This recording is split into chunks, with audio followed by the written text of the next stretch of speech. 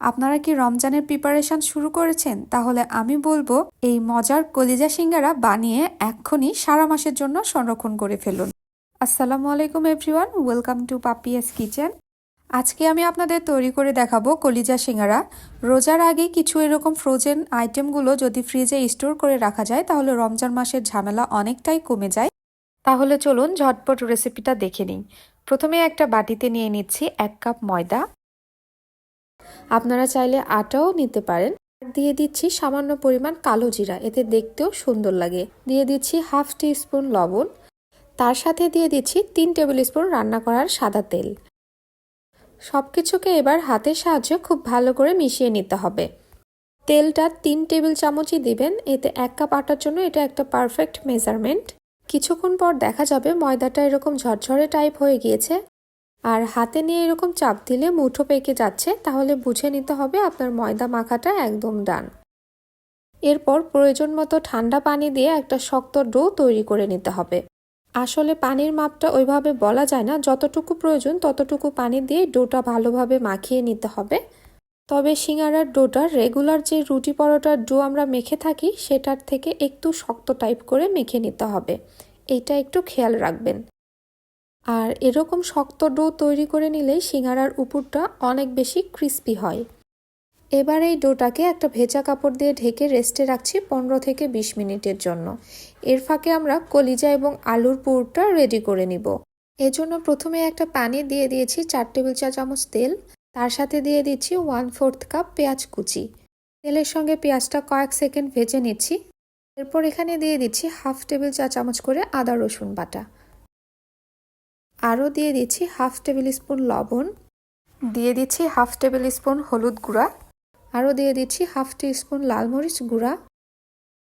দিয়ে দিচ্ছি half table spoon জিরা গুঁড়া। এবার সব মশলাগুলোকে কয়েক সেকেন্ড পেঁয়াজের সঙ্গে ভেজে নিতে হবে। মশলাগুলো ভেজে নেওয়া হয়ে গেলে এই পর্যায়ে এখানে দিয়ে দিচ্ছি কিউব করে কেটে রাখা আলু। এখানে আমি 3টা বড় সাইজের আলু এরকম ছোট ছোট কিউব করে কেটে নিয়েছি। এখন আমি এই মশলার সঙ্গে আলুটাকে কিছুক্ষণ ভেজে নিচ্ছি। এরপর এখানে আমি দিয়ে দিচ্ছি 1 কাপের মতো কলিজাগুলো আমি গরম পানিতে সিদ্ধ করে নিয়ে এরকম ছোট ছোট কাট করে নিয়েছি। এবার আলুর সঙ্গে কলিজাও খুব সুন্দরভাবে একটু মিশিয়ে নিচ্ছি। 1 থেকে 2 মিনিট রান্না করার পর এখানে দিয়ে দিচ্ছি 1/4 কাপ পানি। এতে আলু এবং কলিজা খুব সুন্দরভাবে সিদ্ধ হয়ে যাবে আর মশলা থেকে গন্ধও চলে যাবে। আর ঢাকনা দিয়ে ঢেকে রাখছি 5 থেকে 6 মিনিটের জন্য। 5 মিনিট পর আমি ঢাকনাটা তুলে নিচ্ছি, আর এ পর্যায়ে আলু কলিজা দুটোই খুব ভালোভাবে সিদ্ধ হয়ে গিয়েছে। আর কিছুটা পরিমাণ আলু আমি এভাবে ম্যাশ করে দিচ্ছি, তাহলে এই পুরটা অনেকটা একটু আঠালো টাইপ হবে এবং খেতেও ভালো লাগবে। এই পর্যায়ে পুরটা একদম হয়ে এসেছে, আর হওয়ার আগ দিয়ে আমি এখানে দিয়ে দিচ্ছি কিছুটা কাঁচামরিচ কুচি আর 1/4 টেবিল স্পুন গরম মশলা গুঁড়া। এতে কলিজার পুর থেকে খুব সুন্দর একটা ফ্লেভার ছড়ায়।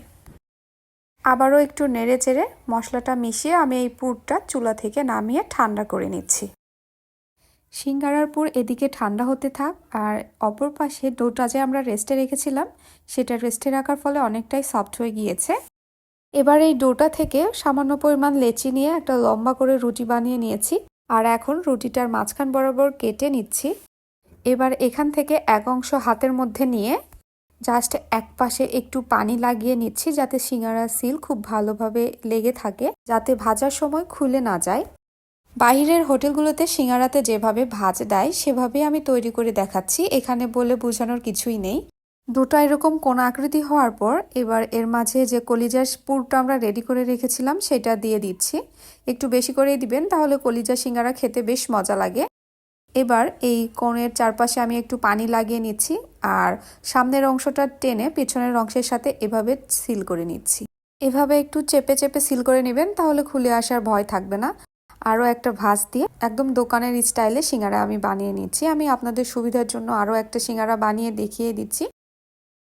একইভাবে সবগুলো সিঙ্গারা আমি এক এক করে বানিয়ে নিয়েছি। রমজানের আগেই এরকম কিছু ফ্রোজেন আইটেম যদি আপনি ফ্রিজে স্টোর করে রাখতে পারেন তাহলে বিকালের ইফতারের জন্য আপনার অনেক টেনশন কমে যায় আর অনেকটা ঝামেলা পোহাতে হয় না। এবার সিঙ্গারাগুলো কিভাবে আপনারা ফ্রোজেন করে রাখবেন সেটা দেখাবো। সবগুলো সিঙ্গারা যখন বানিয়ে নেওয়া হয়ে যাবে তখন আমি সিঙ্গারাগুলো একটা ছড়ানো ট্রেতে ডিপ ফ্রিজে রেখে দিয়েছিলাম 10 মিনিটের জন্য। 10 মিনিটের মধ্যে সিঙ্গারাগুলো অনেকটাই শক্ত হয়ে গিয়েছে। এবার একটা এয়ারটাইট বক্স নিয়ে আমি এক এক করে বক্সের মধ্যে সিঙ্গারাগুলো তুলে নিচ্ছি।